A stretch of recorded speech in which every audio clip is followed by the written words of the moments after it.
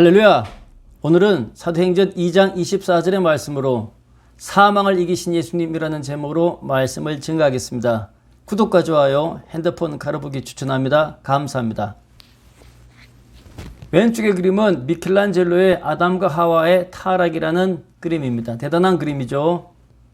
선악과의 뱀이 칭칭 감겨 있고 이 뱀은 선악과를 하와에게 추천합니다. 하와가 그 나무를 보고 열매를 보니까 먹음직하고 보암직하고 또 지혜롭게 할 만큼 탐스럽기도 한 나무이고 열매였다 하였습니다. 그리고 여자는 그 열매를 따먹었죠. 바로 우리의 어머니고 우리의 아내고 우리의 딸들입니다. 가족은 같이 먹어야 되죠. 같이 먹는 것, 죄악에 같이 빠지는 것이 인간의 공동 운명체이기도 합니다. 그래야 해서 아담과 하와는 하나님이 만드신 에덴 동산에서 쫓겨나고 맙니다. 쫓겨나는 것이죠. 로마서 5장 12절의 말씀에는 아담과 하와의 한 사람으로 말미암아 죄가 세상에 들어오고 죄로 말미암아 사망이 이 세상에 들어왔는데 이와 같이 모든 사람이 죄를 지었으므로 사망이 모든 사람에게 이르렀다 이렇게 말씀하고 있습니다. 왼편의 그림은 아벨의 죽음을 슬퍼하는 아담과 하와의 비탄에 빠진 슬픔인 것이죠. 아담과 하와가 뿌려놓은 죄악의 씨앗은 가인에게 흘러갔고 세상 모든 만민들에게 흘러 내려오게 되는 것입니다.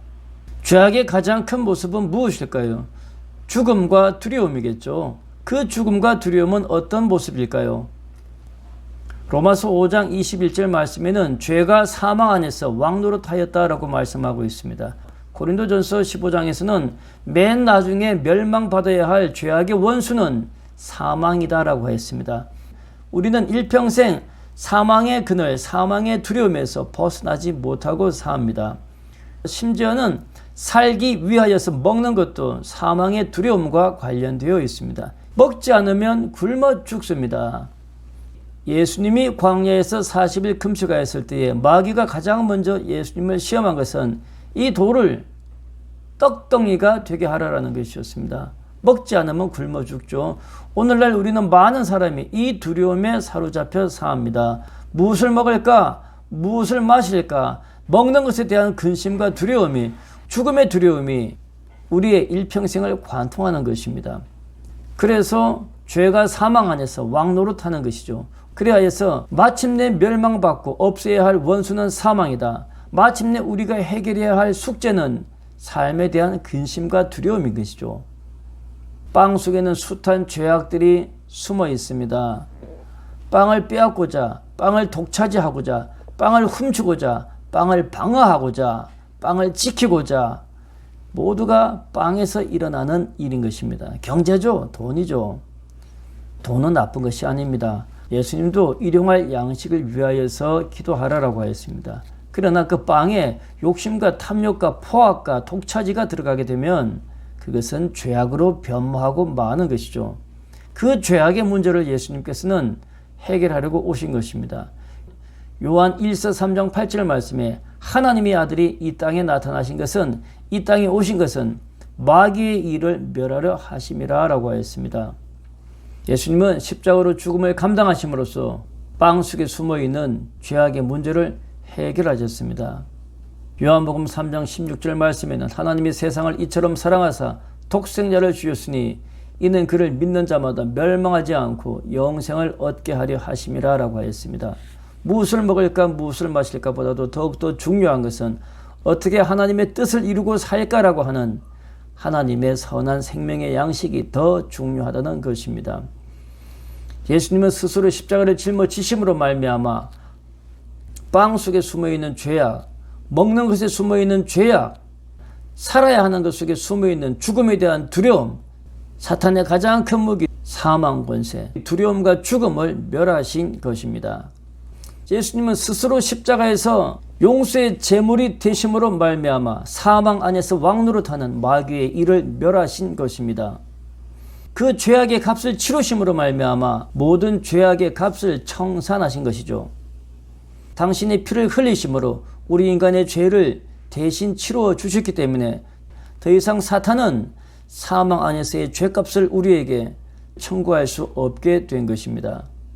그의 죽음을 믿는 자마다 죄의 싹은 사망인데 그 사망으로부터 용서받고 자유로울 수 있게 된 것입니다.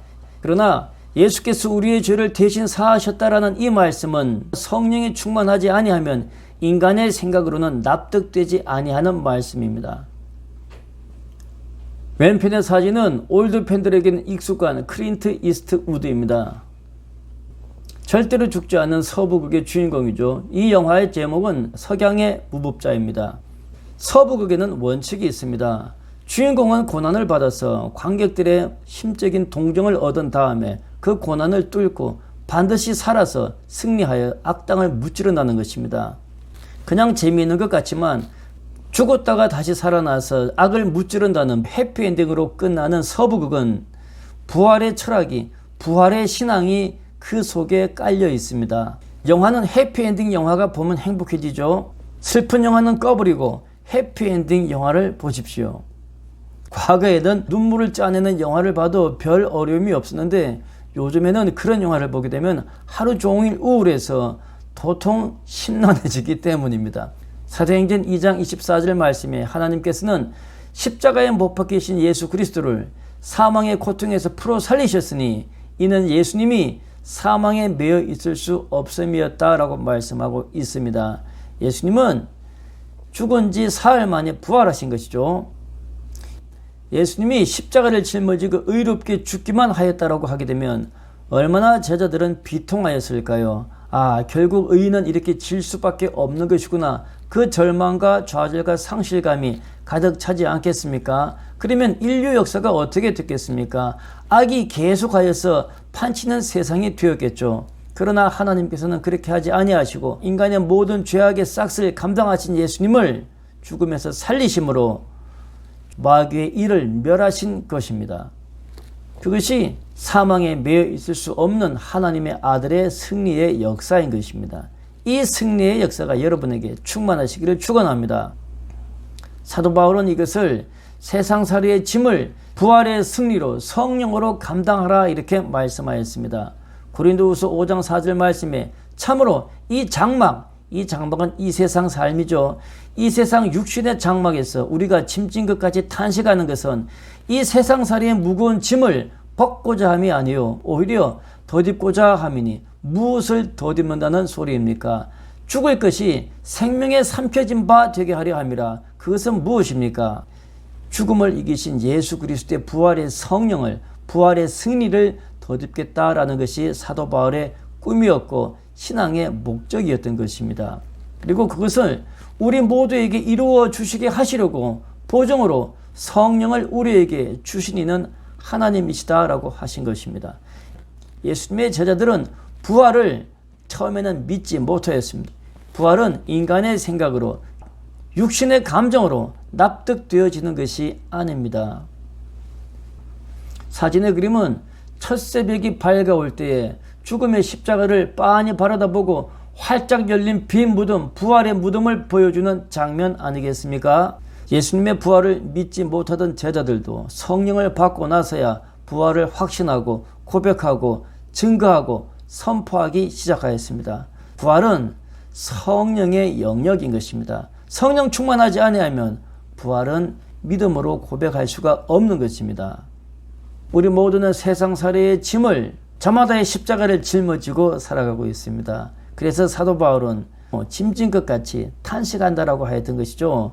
그러나 사도 바울은 그럼에도 불구하고 세상살이의 무거운 짐을 벗고자 함이 아니라 성령의 능력을 덧입고자 하라는 것이 사도 바울의 꿈이었고 신앙의 목적이었습니다.